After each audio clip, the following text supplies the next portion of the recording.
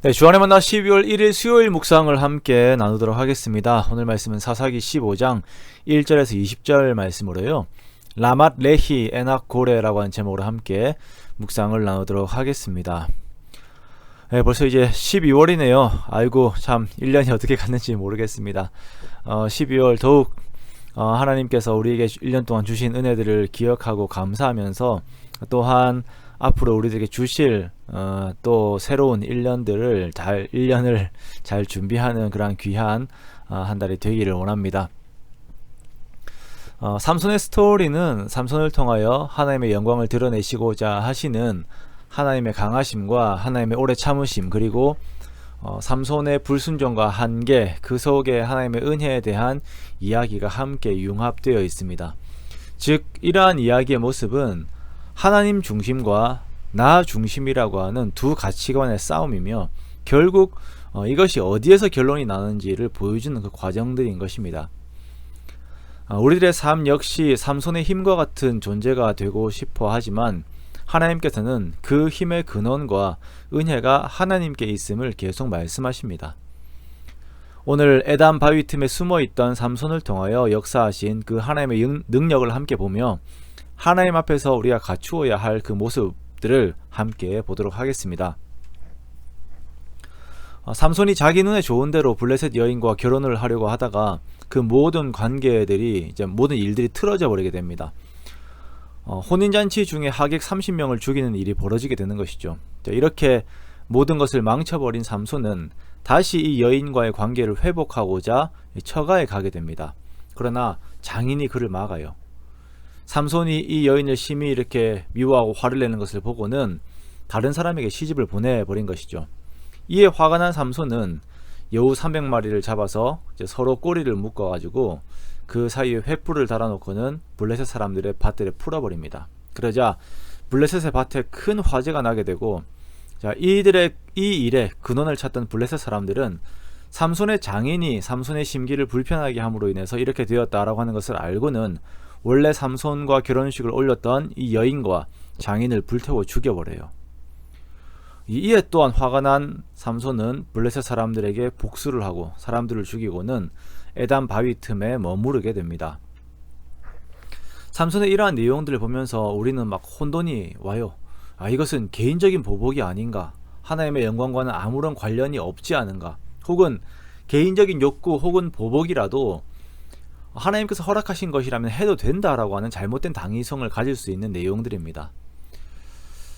물론 블레셋 사람들의 죄와 삼손의 연약함을 통하여서 하나님께서 이스라엘의 구원이라고 하는 방향으로 이 모든 역사를 이끌고 가십니다. 그러나 이것이 죄의 영향력을 뒤집으면서 하나님께서 선으로 만들어 가시는 과정이지 이 모든 책임의 원천이 하나님께 있는 것은 아닙니다.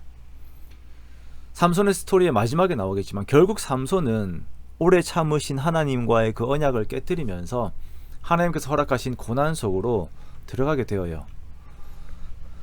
에담 바위에 숨어있는 삼손을 잡으려고 블레셋 사람들이 올라옵니다. 그러자 그곳에 살고 있던 유다 사람들이 이 블레셋 사람들을 두려워해요. 왜 우리를 치느냐?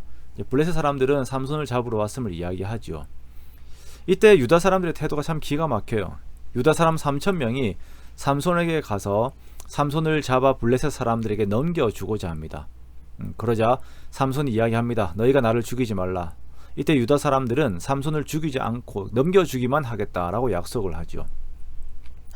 유다 사람들의 삶의 가치를 보면 11절의 표현에 그대로 나타납니다. 블레셋 사람이 우리를 다스리는 줄을 알지 못하느냐.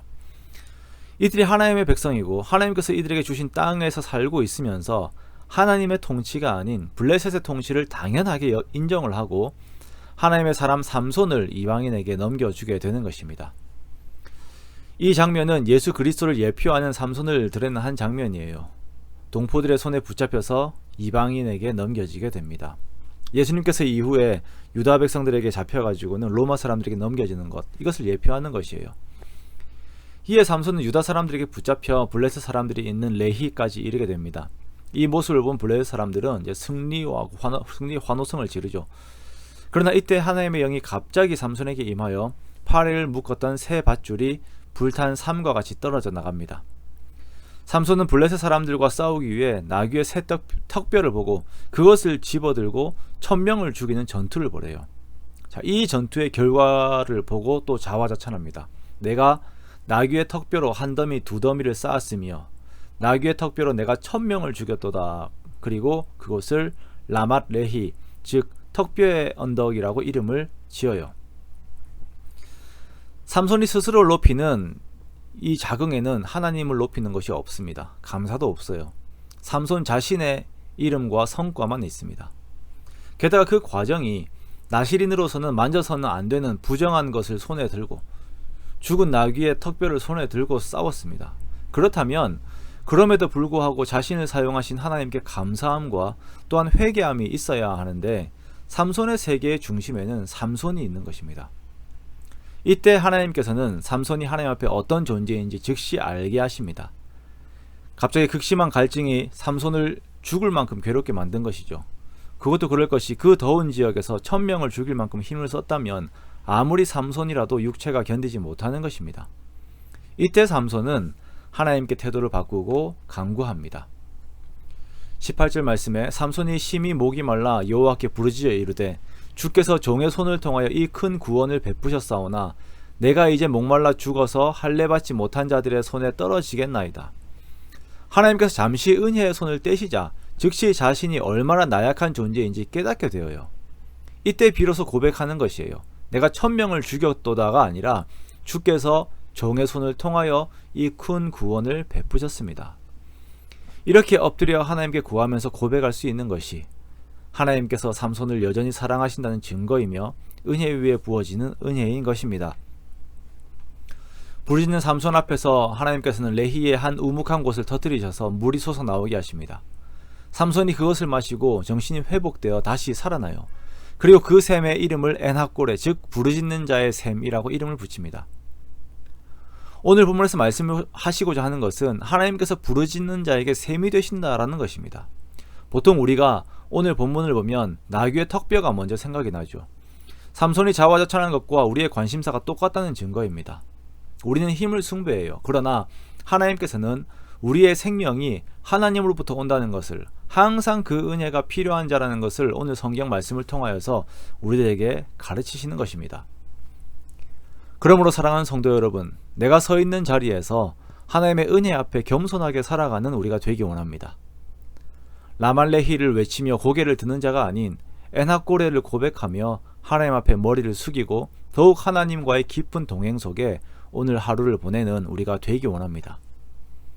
하나님께서 주신 은사, 사역, 또한 그러한 하나님의 선물이 주목적이 아닌 하나님을 내 삶의 최고의 목적으로 삼고 더욱 주의 손을 굳게 붙드는 저와 여러분 되시기를, 그러한 축복된 오늘 하루가 되시기를 주님의 이름으로 축원합니다.